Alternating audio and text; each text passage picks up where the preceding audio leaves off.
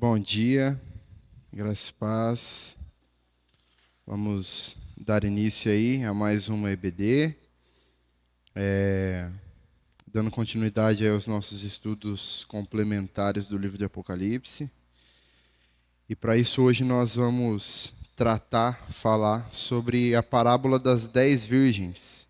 É uma parábola muito conhecida, né, de todos nós, que talvez uma das parábolas mais faladas, né, mais pregadas aí ao longo do tempo. E nós vamos perceber que ela tem algumas interpretações diferentes também, né, como não poderia ser diferente. E nós vamos dar a nossa perspectiva aí daquilo que nós entendemos ser o mais próximo do provável, né, do correto. Certo? Bom, abra sua Bíblia então em Mateus 25, do 1 ao 13. É o único lugar aí que nós vamos achar falando a respeito da parábola das 10 virgens. Mateus 25, do 1 ao 13. Diz assim o texto: Então o reino dos céus será semelhante a 10 virgens que, pegando as suas lamparinas, saíram a encontrar-se com o noivo. 5 delas eram imprudentes, 5 prudentes. As imprudentes, ao pegar as suas lamparinas, não levaram óleo consigo, mas as prudentes, além das lamparinas, levaram óleo nas vasilhas. E como o noivo estava demorando, todas ficaram sonolentas e adormeceram. Mas à meia-noite ouviu-se um grito: Eis o noivo, saiam ao encontro dele. Então todas aquelas virgens se levantaram e prepararam as suas lamparinas.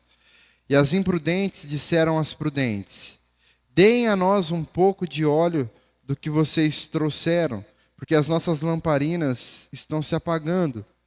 Mas as prudentes responderam: Não, porque então vai faltar tanto para nós como para vocês. Vão aos que vendem e comprem óleo para vocês. E saindo elas para comprar, chegou o noivo, e as que estavam preparadas entraram com ele para a festa do casamento, e fechou-se a porta. Mais tarde chegaram as virgens imprudentes, dizendo: Senhor, Senhor, abra a porta para nós. Mas o noivo respondeu: Em verdade lhes digo que não as conheço. Portanto, vigiem, porque vocês não sabem o dia e nem a hora. Bom, essa parábola aqui, então, irmãos, ela aparece aqui no Evangelho de Mateus, imediatamente após o sermão escatológico de Jesus, certo? Que está ali no capítulo 24 de Mateus.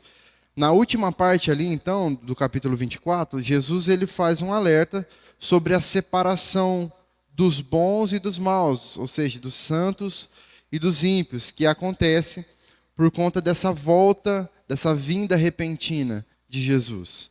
Já aqui no capítulo 25, então, essa separação ela vai ser detalhada aqui na parábola das 10 virgens, na parábola dos talentos e na parábola da separação das ovelhas e dos bodes também. Jesus utilizou aqui nessa parábola das 10 virgens a descrição de um típico casamento judaico da época. O costume era que o noivo fosse acompanhado dos seus amigos já tarde da noite até a casa da noiva. Então lá a noiva esperava o noivo com suas damas de honra, que eram as virgens, que ao serem avisadas ali da aproximação do noivo, elas deviam sair então com as suas lâmpadas acesas para iluminar o caminho do noivo até a casa da noiva, onde haveria ali a celebração das núpcias, no caso. Sobre a escolha aí do número 10, né, de ser 10 virgens, acredita-se que geralmente esse cerimonial todo, né, essas formalidades judaicas, elas eram realizadas com o comparecimento de pelo menos 10 pessoas, certo? Então aqui o número 10, ele tem um certo significado para essas ocasiões, ok? E aí, como eu disse, existem algumas diferentes interpretações aqui sobre a parábola, né? Ao longo aí dos muitos anos, alguns teólogos eles aplicaram aí interpretações diferentes sobre essa parábola. Porém, todos eles entram num consenso de concordar que o noivo seja Cristo, certo? Mas aí sobre o direcionamento da parábola, alguns vão defender que essa parábola ela se aplica exclusivamente ao povo judeu, certo? E outros vão entender que ela se aplica a todos os cristãos, a todos que professam a fé cristã, certo? O principal argumento aqui utilizado por quem defende que essa aplicação é feita exclusivamente aos judeus é de que a igreja é a noiva e não as madrinhas, as damas de honra, no caso, né? Eles também vão interpretar que a voz que anuncia o noivo seria a voz dos profetas, que proclamaram que o Messias viria. Então, sob este argumento aqui, as virgens imprudentes, para eles, seriam os judeus que acreditavam que a sua própria religiosidade seria o suficiente para que eles alcançassem a salvação em Cristo. Enquanto as prudentes seriam os judeus que reconheceram Jesus como Cristo, né, como Salvador. E esses, então, pertencem aos remanescentes que serão salvos, que seriam salvos. Ainda dentro dessa linha de interpretação, que defende aí que essa é uma parábola direcionada exclusivamente ao povo judeu, estão aqueles que acreditam também que essa parábola será cumprida no período da grande tribulação, né, quando a igreja já houver sido arrebatada, já não estiver mais aqui, que é onde haverá então a ausência do noivo, porque ele já estará nas bodas com a igreja, com a sua noiva, certo? Em contrapartida, dentre aqueles que defendem que a parábola se aplica aos cristãos de modo geral, existe então uma certa variação aí na interpretação, que basicamente divergem entre si sobre o que representa os elementos que são citados na parábola. Por exemplo, alguns vão acreditar que as virgens imprudentes representam verdadeiros cristãos que perderam a salvação. Eram cristãos, mas que perderam a salvação por causa da apostasia, no caso. Enquanto outros vão defender que não se trata de verdadeiros cristãos, aquelas imprudentes, né? Mas de crentes nominais, ou seja, de crentes da boca para fora apenas. Porque entendem que os crentes verdadeiros não podem perder a salvação, portanto, certo? A figura do azeite também ela é discutida, certo? Sendo que alguns entendem que esse azeite representa o Espírito Santo, outros que esse azeite representaria o amor e outros que ele representaria a graça de Deus. Outro elemento que está na parábola, que também é motivo de discussão, é em relação ao sono que tomou conta das virgens ali. Para alguns se trata esse sono da morte física, para outros de momentos de fraqueza espiritual, e outros defendem que o sono representa simplesmente a demora de Cristo aqui, provando aqueles que o esperam, no caso. Seria uma prova para aqueles que estão esperando a Ele. Bom, como que nós aplicamos então essa parábola para nós, né?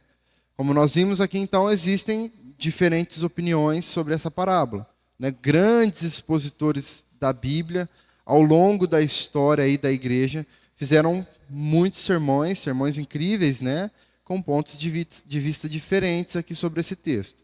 Mas é interessante que, pelo menos a grande maioria deles, não distorce o verdadeiro ensino central aqui de Jesus nessa parábola. O que talvez nos mostre como que é grande, então, né? Esse princípio aqui que está aqui. Das interpretações aqui que nós citamos, aqui, na minha opinião, causa um pouco mais de problema e que talvez seria até um erro teológico, é a interpretação que defende que essa parábola se aplica exclusivamente aos judeus, no período da grande tribulação ali, após a igreja não estar mais na terra. Para mim, esse é um tipo de ensino fundamentado por uma interpretação que é equivocada da Bíblia aqui. Embora seja possível nós fazermos alguns paralelos, alguns tipos de conexões aí com o povo judeu em relação à primeira vinda de Cristo na Terra, eu penso que se nós considerarmos o capítulo anterior, que é o capítulo do sermão escatológico de Jesus, onde Jesus descreve o final dos tempos, né, as últimas coisas, e naturalmente nós percebemos aqui a continuação dos ensinos apresentados por Jesus, é como se Jesus estivesse ilustrando aquilo que ele falou antes. Né? Ele está desenhando aqui para o povo entender do que ele estava falando no caso. Então, se nós percebermos isso, nós vamos ver que o capítulo 25 ele se encaixa nessa descrição dos últimos tempos. Ok? Falando sobre a separação, então, verdadeira dos crentes verdadeiros dos crentes nominais, né? Daqueles crentes da boca para fora. É a separação entre os bons e os maus, dos cristãos verdadeiros dos hipócritas. Essa separação está acontecendo aqui. Então, é uma sequência lógica. Jesus fala no capítulo 24 acerca do seu sermão escatológico, de tudo aquilo que aconteceria no fim dos tempos, e no capítulo 25 ele dá continuidade a isso, né? Continua falando sobre isso, mostrando então o que acontecerá, né? A interpretação que acontecerá ali no final. A separação dos salvos para os condenados, ok? Então vamos tirar aqui algumas lições práticas sobre essa parábola então. Seja qual for a posição, a interpretação adotada aqui na parábola das 10 virgens, existem algumas aplicações que nós podemos fazer, que são algumas verdades que não podem ser negadas aqui. Por exemplo, a primeira lição que nós tiramos é que todas elas aqui eram virgens. Todas eram virgens. Historicamente falando, a virgindade ela sempre esteve ligada e relacionada com a religiosidade, certo? Com algo que era sagrado, certo? Então, na parábola aqui, tanto as virgens prudentes quanto as imprudentes, todas eram virgens. Né? O texto fala sobre 10 virgens, a parábola, ok? 5 prudentes e 5 imprudentes. Então, não significa aqui que alguns perderão a salvação. Significa que alguns nunca tiveram a salvação. Ok? Perceba que as virgens imprudentes em nenhum momento são consideradas prudentes. Assim como as virgens prudentes em nenhum momento são consideradas imprudentes. A parábola, ela começa e termina, do início ao fim, tratando de 5 prudentes e de 5 imprudentes. As imprudentes não eram prudentes e deixaram de ser. Não eram salvas e deixaram de ser. Elas são imprudentes desde o início. Já são pessoas que não são salvas desde o início da parábola. Né? A parábola é clara, fazendo essa distinção entre elas desde o começo aqui. Então, se aqui a virgindade ela se refere à religiosidade, claramente nós podemos perceber que a religiosidade não poderá salvar ninguém. Não bastava ser virgem ali. O ser virgem não era a questão principal da parábola. A religiosidade não era o principal ali para o julgamento do noivo. Não era isso que estava em jogo. As imprudentes também eram virgens, também tinham as lâmpadas, mas elas saíram sem o azeite.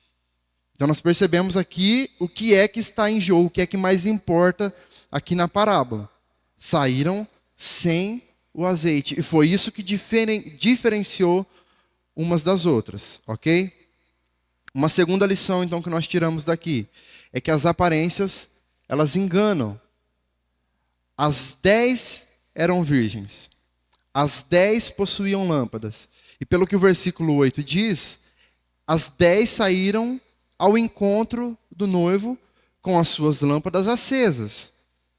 Nesse momento aqui, então, irmãos, era praticamente impossível, humanamente falando, separar umas das outras, fazer uma distinção aqui umas das outras. Se nós encontrássemos com as 10 no meio do nosso caminho, nós não conseguiríamos distinguir quem eram as 5 prudentes e quem eram as 5 imprudentes. Porque elas estavam indo para o mesmo lugar, todas com as lâmpadas acesas, todas vestidas adequadamente, todas fazendo as mesmas coisas. Estavam as 10 ali. Então, olhar para elas e distinguir quem era quem, ficaria um pouco complicado. Humanamente falando, não daria muito certo. Então, realmente, é muito difícil conseguir separar crentes nominais, crentes da boca para fora, de crentes verdadeiros, em muitas situações. Por quê? Porque são pessoas que frequentam as mesmas igrejas, que ouvem os mesmos sermões, que cantam os mesmos louvores, que oram fervorosamente, pregam de forma eloquente, curam doentes, fazem milagres, expulsam demônios, dizem levar o nome de Cristo, dizem estar indo para o encontro do noivo, todas elas. Elas enganam, então, muitas das vezes os homens, com essa sua forma de ser, de existir, de estar presente, mas elas não enganam a Deus, em hipótese alguma. E, curiosamente, aqui, nessa parábola, no versículo 12, Jesus usa a mesma expressão praticamente que ele já havia utilizado lá em Mateus 7. Ele diz: nunca vos conheci, apartai-vos de mim. E como fica muito claro também, em Mateus 22, do 1 ao 14 ali, nós lemos ali que o nosso Deus é justo e naquele dia não haverá nenhum intruso. Por mais que passe a vida fazendo as mesmas coisas, sendo as mesmas pessoas, frequentando os mesmos lugares, se não houver azeite o suficiente para manter a lâmpada acesa, a separação acontecerá. E essa separação se dará com Cristo. Ele fará essa separação. Uma outra aplicação, então, a terceira que nós podemos fazer, é que as lâmpadas se apagaram. Se por um lado, então, inicialmente ali se torna difícil perceber quem são as prudentes e quem são as imprudentes, há um momento em que essa diferença fica visível aos olhos de todos, que é no momento em que as lâmpadas se apagam, ao apagar das luzes. E isso nos ensina, então, irmãos, que aquelas pessoas que são cristãs apenas da boca para fora, elas não conseguirão manter a sua lâmpada acesa no momento em que o noivo chegar, no momento em que o noivo vier. Então, a sua hipocrisia, a sua religiosidade e a sua aparência de crente até pode iluminar o caminho ali por um tempo determinado. Até pode fazer com que alguns o sigam, inclusive, mirando nessa luz ali por um tempo determinado. Porém, no momento crucial, no momento mais importante, essa luz ela vai se apagar. E aí todos ficarão no escuro. Este e aqueles que o seguem também. Então, quando nós olhamos, por exemplo, para a lua durante a noite, nós admiramos ela, vemos o seu brilho, como ele é bonito, né? Mas quando vem o amanhecer, nós percebemos que era uma luz um tanto quanto fajuta, a da lua, porque não é dela. O brilho da lua não é um brilho próprio, é um brilho que reflete uma luz que não vem dela, que não sai dela própria. Assim é a fé do cristão nominal, do cristão da boca para fora.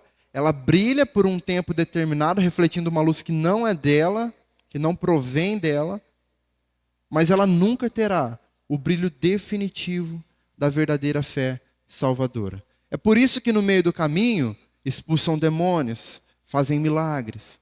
A luz é a mesma, provém do mesmo lugar, mas é uma luz que não ficará acesa eternamente. É uma luz limitada, digamos assim. A quarta lição é que o azeite é pessoal. Como nós já dissemos aqui, neste ponto, os estudiosos eles defendem alguns significados diferentes para a figura do azeite, do óleo aqui, né? Mas independente se é a graça de Deus ou se é o Espírito Santo, ambos os significados aí são de coisas insubstituíveis na vida do verdadeiro cristão. Ninguém que é cristão de fato vive sem a graça de Deus. Ninguém que é cristão de fato permanece sem o Espírito Santo de Deus. É impossível. Então, quando a graça de Deus alcança o pecador, ele é regenerado pelo Espírito Santo, e aí então ele passa a conhecer a fé salvadora. Então, esse azeite, irmãos, ele não pode ser dividido. Ele é pessoal. É individual. Ele é suficiente apenas para os prudentes. Por isso que aquelas 5 prudentes não quiseram dividir o seu azeite, porque ficariam sem todas. Entende? E o que isso nos ensina, irmãos? Que ninguém salva a ninguém. O seu azeite, a sua fé, não salva ninguém. Nós temos uma responsabilidade que está sobre nós de levar, de transmitir algo. De transmitir as boas novas da salvação aos que estão ao nosso redor. Mas ninguém será salvo pelo Espírito que habita em nós, porque ele habita em nós. A partir do momento em que o Espírito passar a habitar no outro, este será salvo também. Mas porque o Espírito habita nele, a partir deste momento. A partir do momento em que ele foi encontrado, resgatado, regenerado. E aí sim, salvo. Então a graça de Deus, o Espírito Santo de Deus, que habita em nós, é suficiente para nos salvar. Ok? E aí, a partir disso, nós somos capacitados a levar o Evangelho, para que aí sim o Espírito Santo haja através disso e transforme corações e passe a habitar em corações também, trazendo salvação. Mas aí, a partir do momento em que o Espírito Santo habitar em outro, também será individual para ele, certo? E este também não poderá salvar outros por si. Pela graça que existe nele, pelo Espírito Santo que habita nele. Será um instrumento, certo? Que será usado, que será, né, para que possa levar, possa espalhar, possa continuar a pregar, com certeza. Mas o azeite é pessoal, certo? Uma outra lição, a quinta, é que o azeite, seja ele a graça ou o Espírito Santo de Deus, não pode ser obtido, conquistado através de um esforço humano. Talvez as 5 virgens ali imprudentes da parábola, elas não levaram azeite consigo porque acharam que o noivo viria rapidamente. Não, vamos só assim mesmo que vai dar, porque ele vai chegar rapidinho, a lâmpada ainda vai estar acesa e vai dar tudo certo. Só que quando elas perceberam então que o noivo estava demorando para chegar, elas ficaram desesperadas, obviamente, porque elas não tinham azeite, elas não tinham óleo para manter as lamparinas acesas, né? E elas tentaram comprar, então, o azeite que faltava a elas. Só que a parábola, ela termina com as 5 virgens imprudentes, batendo a porta do noivo, mas sendo rejeitadas por ele. Então pode ser que elas queriam mostrar ao noivo que elas se esforçaram. Nós nos atrasamos aqui, mas porque nós saímos para comprar mais, né? Nós fomos lá, compramos, né? Fizemos, e agora nós voltamos aqui, estamos aqui batendo a sua porta, nós estamos querendo entrar, nós estamos aqui, nós nos esforçamos, nós fizemos por onde? Acabou, mas nós fomos atrás para conseguir mais. Nós nos esforçamos, nós já fizemos aqui, estamos aqui. Mas elas foram rejeitadas. Por quê? Porque os seus esforços não eram o suficiente. Porque aquilo que elas fizeram não era aquilo que poderia salvar elas. Os seus esforços nada puderam fazer por ela. Então, a graça, o Espírito Santo de Deus, a salvação que está em nós, que nós recebemos, nós a recebemos e não a conquistamos. É graça, é favor imerecido. Nada do que nós façamos nos torna aptos para merecer a salvação. Os méritos são de Cristo. Nós recebemos por causa do que Cristo fez e não pela nossa capacidade, por aquilo que nós fazemos, pelo nosso esforço, pelo quanto nós fazemos de coisas na igreja, pelo quanto nós trabalhamos aqui. Não é isso. Isso é consequência dos que são salvos. É privilégio que os salvos têm. Mas não é isso que nos faz, que nos torna salvos. O que nos torna salvos é a ação do Espírito Santo, através daquilo que Cristo fez na cruz do Calvário. E a sexta lição, irmãos, vai dizer que tudo isso aqui, toda essa parábola, tudo que está descrito aqui, vai falar sobre a prudência e a vigilância. Muitos pregadores, de maneira equivocada, eles pregam que apenas as virgens imprudentes dormiram. Muito se ouve falar dessa forma. Não, elas dormiram, por isso que elas, foram surpreendidas ali pela volta do noivo. Só que se nós lermos o texto, nós vamos ver que as 10 dormiram. Todas dormiram. O texto diz que elas adormeceram, todas elas adormeceram. Como nós vimos anteriormente aqui também, existem diferentes opiniões aqui sobre a natureza desse sono, Mas uma coisa é certa aqui, o sono em si não foi o sinal de imprudência.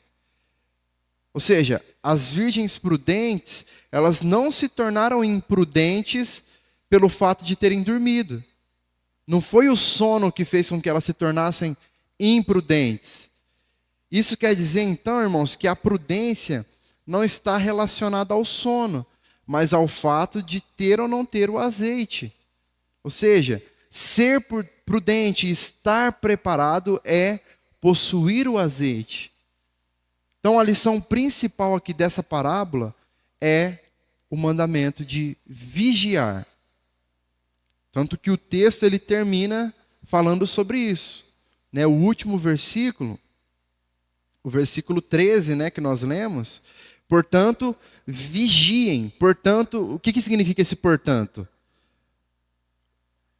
Tudo que eu acabei de falar, Jesus veio falando sobre as 10 virgens, sobre o que aconteceu com elas, sobre as 5 virgens não terem se preparado e tal. Aí no fim ele fala, então, já que vocês entenderam tudo isso, então por causa disso daqui, vigiem, porque vocês não sabem o dia e nem a hora, certo? Então vigiem aqui estejam prontos, estejam preparados, estejam munidos aí do azeite, estejam com óleo suficiente para manter as lâmpadas de vocês acesas. Então, a vigilância prudente, irmãos, é aquela que nos prepara para uma longa espera. É fácil esperar por pouco tempo. É fácil nós pegarmos uma fila aí no banco de 2, 3 pessoas na nossa frente. Porque você sabe que em menos de 10 minutos você vai ser atendido. Agora, quantos de nós já desistimos de uma fila porque ela estava imensa? Ah, não, depois eu passo aqui, não vou ficar aqui agora não. Tem muita gente. Quem passou pela espera lá nas filas da vacina do Covid, por exemplo, a fila que estava rodeando o quarteirão. E muitas pessoas falam, não, eu não vou ficar nessa fila aí não. Por quê? Porque é difícil esperar por um longo tempo. Às vezes você não está preparado para aquilo. Você tem outras coisas para fazer, está cansado, fala, não, hoje eu não vou ficar aqui não, nessa fila não, está muito grande. Amanhã eu volto, mais tarde eu venho, que vai ter menos gente. Então é fácil esperar quando as coisas são rápidas. É fácil esperar quando a promessa vem rapidinho. É fácil nós orarmos por algo e amanhã acontecer. A gente nem esperou tanto assim. E esperar 40 anos por uma promessa? Será que nós teríamos essa paciência? Será que nós estamos com óleo suficiente para aguardar a volta de Cristo? Então, a demora da volta de Cristo separa aqui os prudentes dos imprudentes, os sábios dos tolos. Esse tempo aqui é que faz essa separação. Então nós precisamos ser zelosos todo momento das nossas vidas, em todo o tempo das nossas vidas. Por quê? O zelo temporário pela volta de Cristo, ele não serve para nada, irmãos. De que adianta aquela pessoa que passou grande parte da sua vida servindo a Deus, mas aí de repente se desviou, deixou de seguir a Deus e parou no meio do caminho? De que adiantou todo aquele tempo que ela serviu? Todos aqueles esforços? Justamente porque não é o esforço. De que adianta? Acabou o óleo. Acabou o óleo. E ela não buscou, ela não tinha óleo suficiente para manter a lâmpada acesa. Então esse zelo temporário pela volta de Cristo não serve para nada. Nós precisamos estar prontos, e isso pode significar uma longa espera. Há quanto tempo nós estamos na igreja? E Jesus ainda não voltou. Mas no meio do caminho, como estão as coisas aí em nós? Quanto de óleo nós temos aí armazenado no nosso estoque para manter a nossa lâmpada acesa? Então veja, algumas pessoas vão achar que vigiar aqui é esperar pela volta de Cristo a qualquer momento. Mas, na verdade, irmãos, vigiar é estar preparado para a volta de Cristo a todo momento. Isso pode até parecer a mesma coisa, talvez. Esperar Cristo voltar a qualquer momento, esperar Cristo voltar a todo momento. Pode até, às vezes no nosso falar, nós até substituímos uma palavra por outra, como se fosse até a mesma coisa.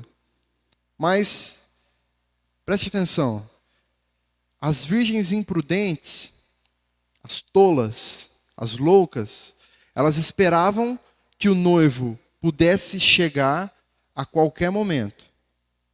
Isso significa que era uma espera sem muita perspectiva, sem muita expectativa. Elas sabiam que aquilo aconteceria. Elas sabiam que o noivo chegaria. Mas elas sempre achavam que teriam mais tempo. Ou então que ele chegaria rápido demais. Elas não estavam desejosas por aquilo. E aí é que está a diferença. Porque em contrapartida, as virgens prudentes, elas esperaram o noivo a todo momento. Elas tinham o azeite. Elas estavam preparadas para esperar por ele, independentemente do tempo que pudesse levar. Ou seja, elas vigiaram. Percebeu a diferença do esperar a qualquer momento e esperar a todo momento?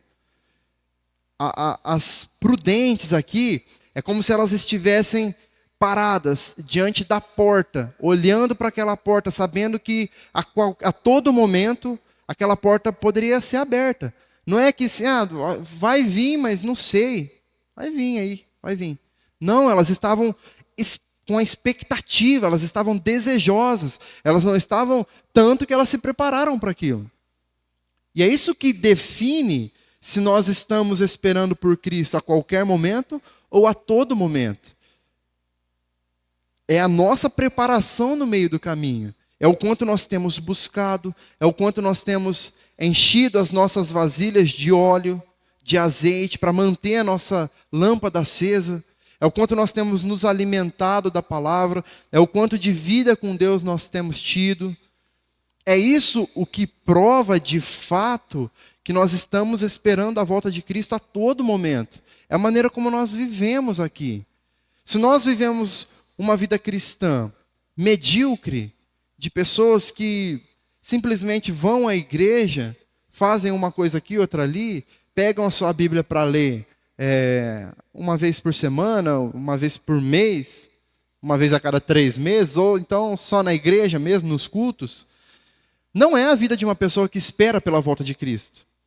É a vida de uma pessoa que sabe que ele voltará, mas que não espera que ele volte.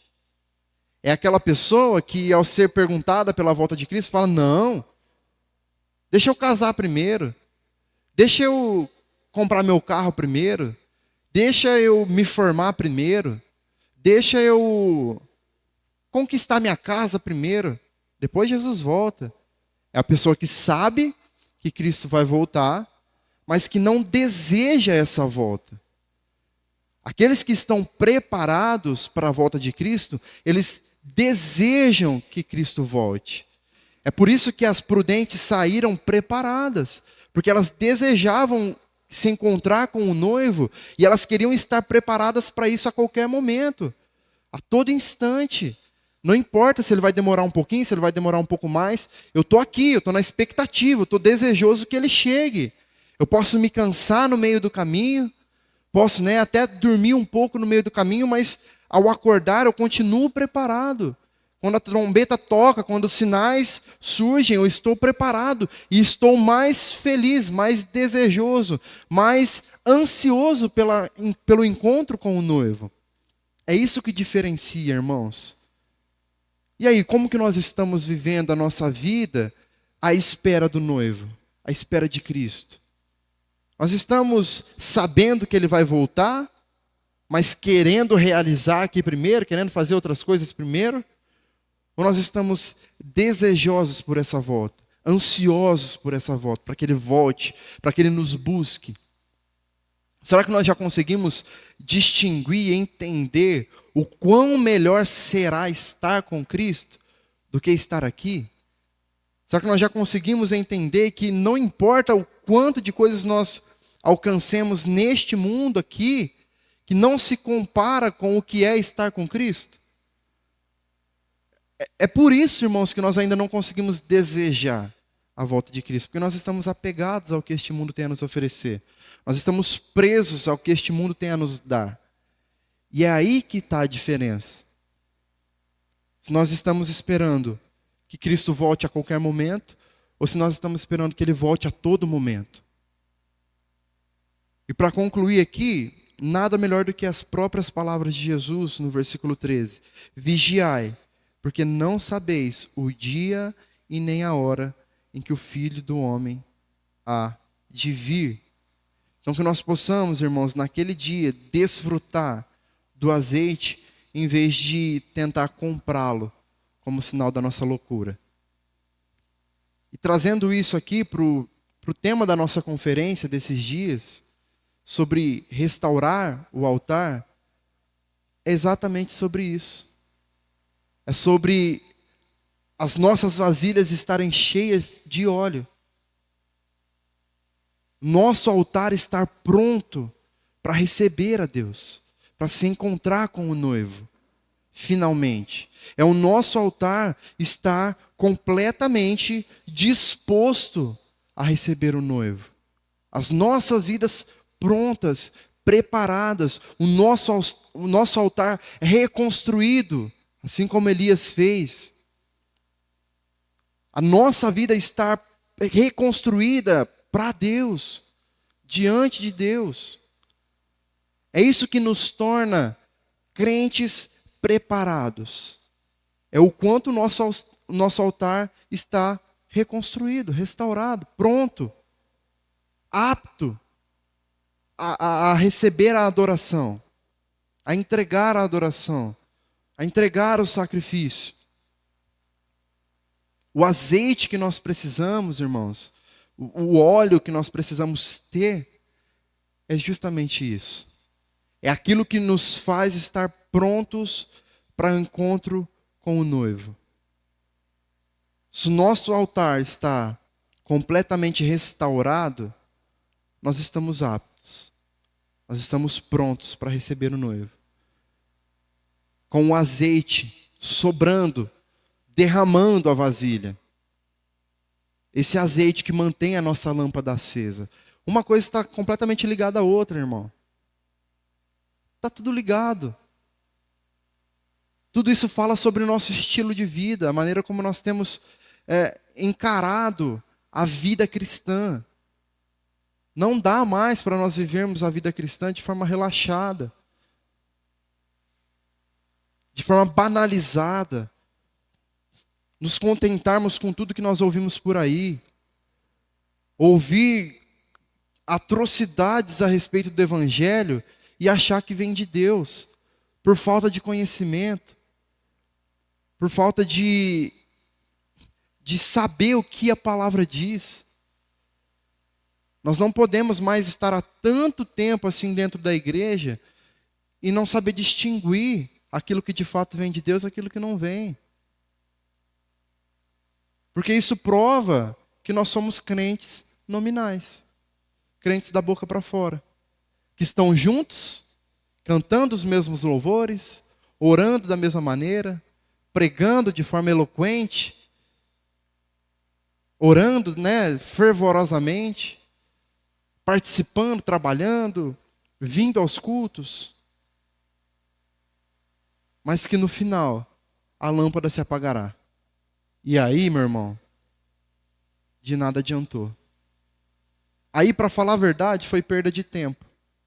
Porque aí a gente poderia estar por aí fazendo outra coisa, mais legal, que trouxesse mais prazer para o nosso corpo, para a nossa mente, desfrutando aí dos prazeres da vida, viajando, fazendo as coisas que der na nossa telha. Porque se nós passarmos a nossa vida dentro da igreja e no final a nossa lâmpada apagar, de que valeu? De que valeu? Depende de nós, irmãos.